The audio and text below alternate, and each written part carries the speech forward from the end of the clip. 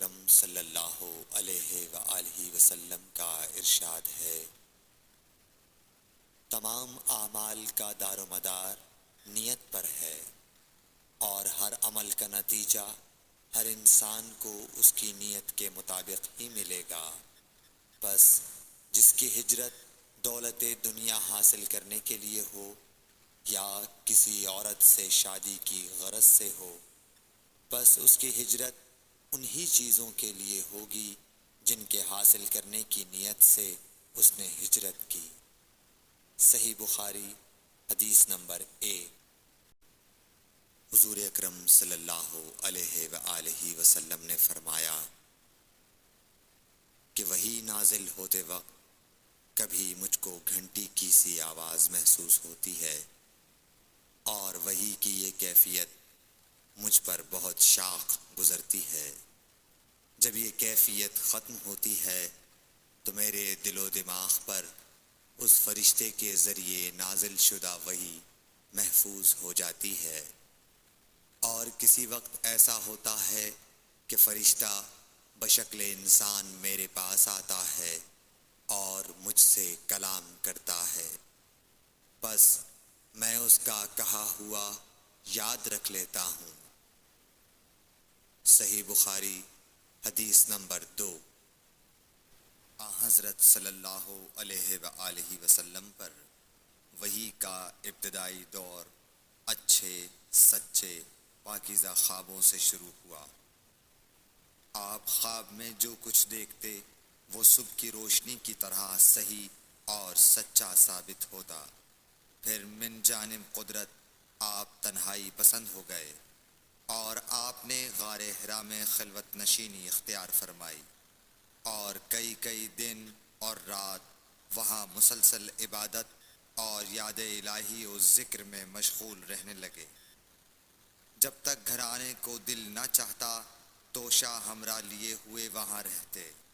توشہ ختم ہونے پر ہی اہلیہ محترمہ حضرت خدیجہ رضی اللہ تعالی عنہا کے پاس تشریف لاتے، اور کچھ توشہ ہمراہ لے کر پھر وہاں جا کر خلوت گزین ہو جاتے۔ یہی طریقہ جاری رہا یہاں تک کہ آپ پر حق منکشف ہو گیا، اور آپ غار حرا ہی میں قیام پذیر تھے کہ اچانک حضرت جبرائیل علیہ السلام آپ کے پاس حاضر ہوئے اور کہنے لگے کہ اے محمد پڑھو۔ آپ فرماتے ہیں کہ میں نے کہا کہ میں پڑھنا نہیں جانتا۔ آپ صلی اللہ علیہ وسلم فرماتے ہیں کہ فرشتے نے مجھے پکڑ کر اتنے زور سے بھینچا کہ میری طاقت جواب دے گئی، پھر مجھے چھوڑ کر کہا پڑھو۔ میں نے پھر وہی جواب دیا کہ میں پڑھا ہوا نہیں ہوں۔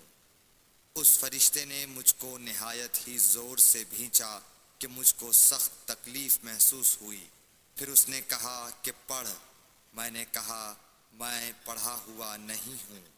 فرشتے نے تیسری بار مجھ کو پکڑا اور تیسری مرتبہ پھر مجھ کو بھینچا، پھر مجھے چھوڑ دیا اور کہنے لگا کہ پڑھو اپنے رب کے نام کی مدد سے جس نے پیدا کیا اور انسان کو خون کی پھٹکی سے بنایا۔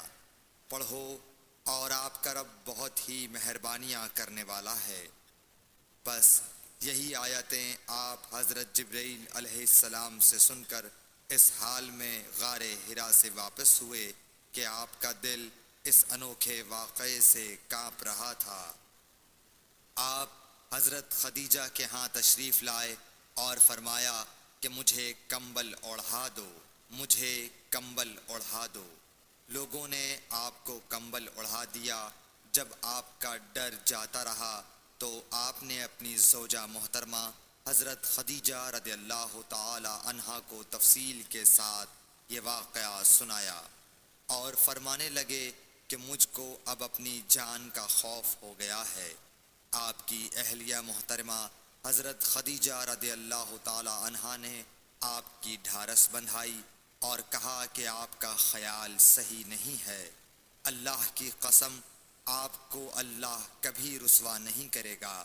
آپ تو اخلاق فاضلہ کے مالک ہیں، آپ تو کنبہ پرور ہیں، بے کسوں کا بوجھ اپنے سر پر رکھتے ہیں، مفلسوں کے لیے آپ کماتے ہیں، مہمان نوازی میں آپ بے مثال ہیں، اور مشکل وقت میں آپ امر حق کا ساتھ دیتے ہیں۔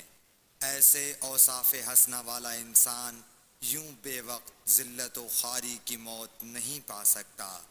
پھر مزید تسلی کے لیے حضرت خدیجہ رضی اللہ تعالی عنہا آپ کو ورقہ بن نوفل کے پاس لے گئیں، جو ان کے چچا زاد بھائی تھے اور زمانہ جاہلیت میں نصرانی مذہب اختیار کر چکے تھے اور عبرانی زبان کے کاتب تھے۔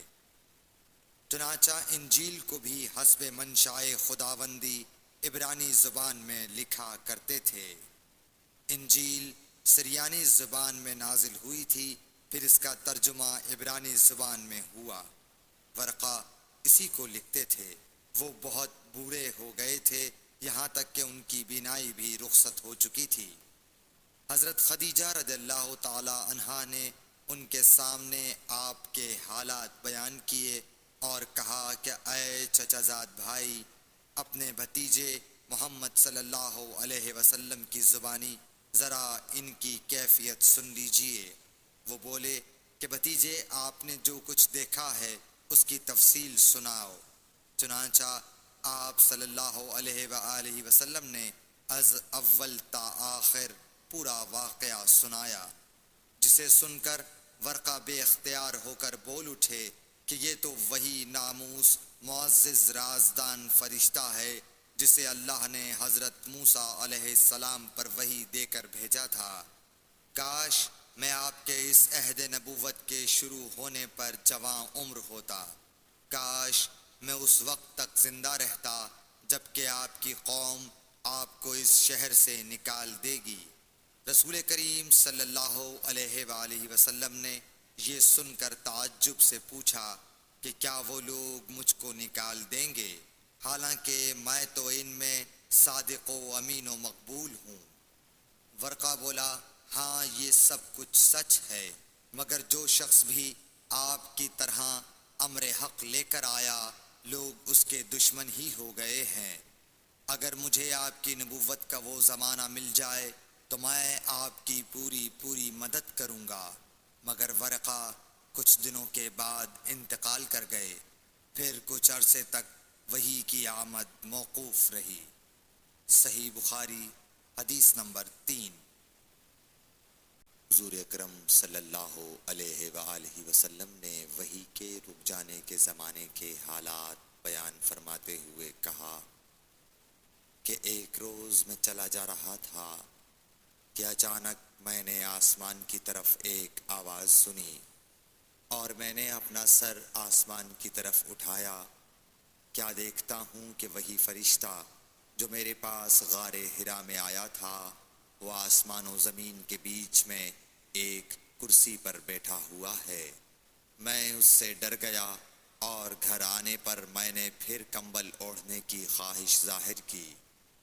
اس وقت اللہ پاک کی طرف سے یہ آیات نازل ہوئیں، اے لحاف اوڑھ کر لیٹنے والے، اٹھ کھڑا ہو اور لوگوں کو عذاب الہی سے ڈرا، اور اپنے رب کی بڑائی بیان کر، اور اپنے کپڑوں کو پاک صاف رکھ اور گندگی سے دور رہ۔ اس کے بعد وہی تیزی کے ساتھ پے در پے آنے لگی۔ صحیح بخاری حدیث نمبر 4۔ رسول اللہ صلی اللہ علیہ وآلہ وسلم نزول قرآن کے وقت بہت سختی محسوس فرمایا کرتے تھے، اور اس کی علامتوں میں سے ایک یہ تھی کہ یاد کرنے کے لیے آپ اپنے ہونٹوں کو ہلاتے تھے۔ ابن عباس رضی اللہ تعالیٰ عنہ نے کہا، میں اپنے ہونٹوں کو ہلاتا ہوں جس طرح آپ ہلاتے تھے۔ سعید کہتے ہیں، میں بھی اپنے ہونٹ ہلاتا ہوں جس طرح ابن عباس رضی اللہ تعالیٰ عنہ کو میں نے ہلاتے دیکھا۔ پھر انہوں نے اپنے ہونٹ ہلائے۔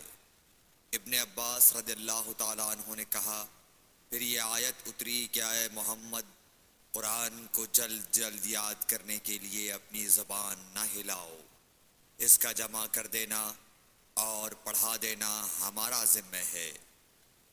حضرت ابن عباس رضی اللہ تعالی عنہ کہتے ہیں، یعنی قرآن آپ صلی اللہ علیہ وآلہ وسلم کے دل میں جما دینا اور پڑھا دینا ہمارے ذمے ہے۔